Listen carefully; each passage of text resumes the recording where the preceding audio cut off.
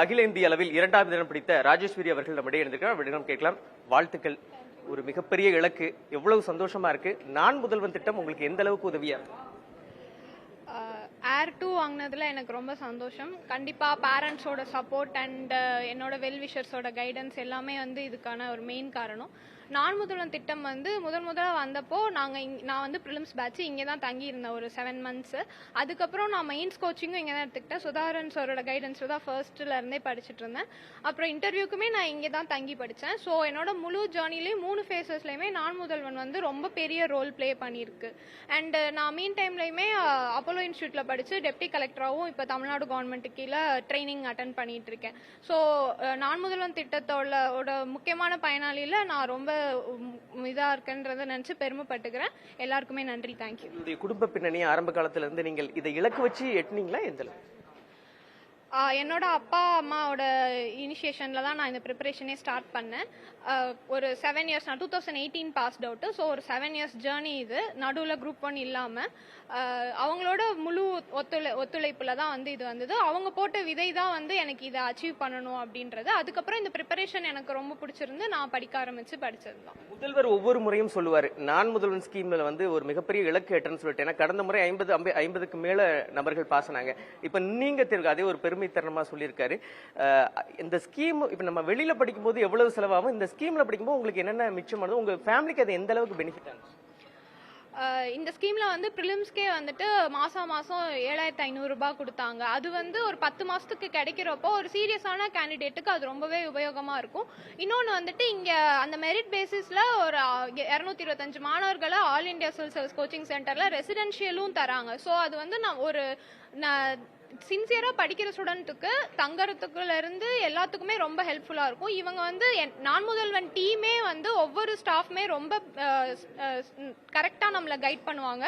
இந்த ஒரு பிவைக்யூவோட previous year கொஸ்டின்ஸோட இம்பார்ட்டன்ஸா இருக்கட்டும், எல்லாமே அவங்க சொல்லி தந்ததை வச்சுதான் நான் சால்வ் பண்ணேன். சிசாட்டா இருக்கட்டும், எல்லாமே எனக்கு ஒரு இடையில ஒரு 2-3 years படிக்காம திரும்ப யூபிஎஸ்சி படிக்க வந்தப்போ நான் முதல்வன் ஒரு பெரிய டேர்னிங் பாயிண்டா தான் இருந்தது. ஸோ ஃபினான்ஷியலியும் சரி, எனக்கு இன்ஃப்ராஸ்ட்ரக்சரா இருக்கட்டும், எல்லாத்துலயுமே நான் முதல்வன் ரொம்பவே எனக்கு ஹெல்ப் பண்ணுச்சு. எல்லாரும் யூபிஎஸ்சினா டெல்லி தான் போவாங்க. இப்ப எல்லாம் தமிழ்நாட்டிலே எவ்வளவு பெரிய இது கிடைக்கும் போது அது எவ்வளவு உங்களுக்கு சந்தோஷம். ஏன்னா ஒரு நெடிய பயணம், மொழி தெரியாத ஊர்ல நம்ம இருக்கணும். அப்படி இருக்கும்போது இங்கேயே நமக்கு எல்லாம் கிடைக்கும் பொழுது தமிழ்நாடு எவ்வளவு மாறி இருக்குன்னு இப்போ எல்லாமே ஆன்லைன்லயே ரிசோர்சஸ்லாம் அவைலபிளா இருக்கு. டெல்லி போய் தான் படிக்கணும் அப்படின்ற ஸ்டீரியோ டைப்லாம் எதுவும் தேவையில்லை. ஏன்னா நான் இன்டர்வியூக்காக மட்டும் தான் டெல்லி போனேன். அதுக்கு முன்னாடி நான் டெல்லி போனதில்லை. எனக்கு இன்டர்வியூ தான் ஃபர்ஸ்ட் டைம் டெல்லி. ஆனா நம்ம தமிழ்நாடு அரசோட உதவியில இந்த மாதிரியான ஒரு ஸ்கீம் இருக்கிறது ஏழை எளிய மக்கள் கூட இந்த மாதிரி ஒரு பெரிய இலக்கை அச்சீவ் பண்ணலாம் அப்படின்றதுக்கு ஒரு நல்ல மோட்டிவேஷனா தான் இருக்குன்னு நான் நினைக்கிறேன். கடைசியாக உங்களுடைய பணி எப்படி இருக்கும், அதே நேரத்தில் உங்களுக்கு கீழே அடுத்த பேட்ச்ல படிக்கிறவங்களுக்கு உங்களுடைய ஒரு சின்ன அறிவுரையா இருந்தா எப்படி படிச்சா நம்ம எளிமையான முறையில பாசலாம் அப்படின்னு?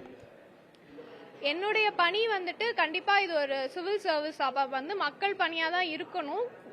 கரெக்டான மக்களுக்கு கரெக்டான கவர்மெண்ட்ல அவ்வளவு சேவைகள் இருக்கு. நான் ஆல்ரெடி ட்ரைனிங்ல டெப்டி கலெக்டரா இருக்கறனால எனக்கு அது எவ்வளவு சேவைகள் இருக்கு அதை மக்களுக்கு சரியா போய் சேர்க்கணும். அதை நோக்கி தான் என்னோட பணி இருக்கும்.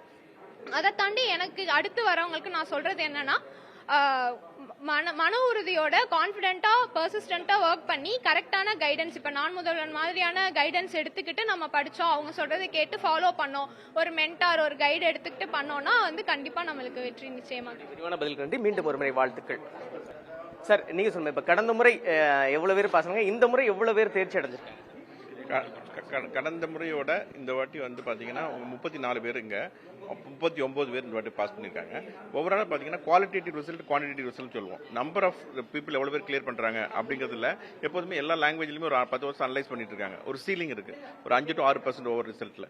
பட் ஆனா குவான்டிட்டேட்டிவ் மாதிரி குவாலிட்டேட்டிவ் ரிசல்ட் ஒன்று இருக்கு. டாப் ரேங்க்ல எத்தனை பேர் வாங்குறாங்க, இப்போ இவங்க செகண்ட் ரேங்க் வாங்கின மாதிரி, செகண்ட் ரேங்க் வாங்கினது, 7th ரேங்க் வாங்கினது, 18th ரேங்க் வாங்கினதுன்னு சொல்லிட்டு டாப் ரிசல்ட் கடந்த 10 ஆண்டுகள் ஒப்பிடும்பொழுது மிக அதிகமான இது வந்திருக்கு.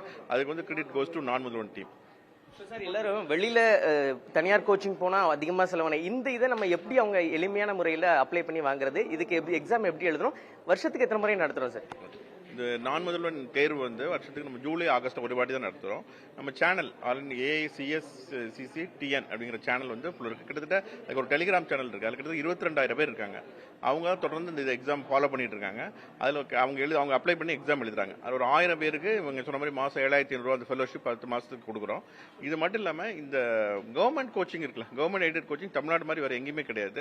நீங்கள் பார்த்தீங்கன்னா இப்போ 56 பேர் நான் முதல்வன் ஃபெலோஷிப் வாங்கி கிளியர் பண்ணிருக்காங்க. அதில் 39 பேர் கவர்மெண்ட் இன்ஸ்டியூட்லேயே படிக்கிறவங்க அப்படிங்கும்போது உங்களுக்கு கம்பேரிசன் தெரியுது. 56 பேரில் 39 பேர் ஃபுல் அண்ட் ஃபுல் கவர்மெண்ட் இன்ஸ்டியூட்லேயே படிச்சாங்கன்னா பிரைவேட் இன்ஸ்டியூட்ல படிச்சவங்க லெஸ் தென் 20 தான் அப்படின்னு தெரியுது. ஸோ அப்படிங்கும்போது government aided coaching, government coaching அப்படிங்கிறது வந்து வழக்கமாக நீங்கள் சொல்லுவீங்க இல்லையா, கவர்மெண்ட் ஹாஸ்பிட்டல், கவர்மெண்ட் ஸ்கூல் அப்படிங்கிற மாதிரி அதுக்கெல்லாம் எப்படி ஒரு பெருமை ஏற்பட்டிருக்கோம். பட் கவர்மெண்ட் எய்டட் கோச்சிங் அப்படிங்கிறதுக்கு இந்த கவர்மெண்ட் வந்து இப்போ வந்து ஒரு புத்துணர்ச்சி ஊட்டியிருக்காங்கன்னு சொல்லலாம் நான் முதல்வன் ஸ்கீம் மூலமா. தலைநகர் சென்னையில் மட்டும்தான் இது இருக்கு, இல்லை நம்ம டிஸ்ட்ரிக்ட் வரக்கூடிய நாட்களில் பண்ண போறோம்? தலைநகர் சென்னையில் இருக்கு, மதுரையிலேயும் ஒரு சென்டர் இருக்கு, கோயம்புத்தூர்ல ஒரு சென்டர் இருக்கு. 3 சென்டர்ல நம்ம ட்ரைனிங் கொடுக்குறோம். இருவரின் பதில்களுக்கும் நன்றி. புதிய தலைமுறைக்காக ஒளிப்பதிவாளர் ஜெய்சனுடன் செய்தியாளர் விக்னேஷ் முத்து.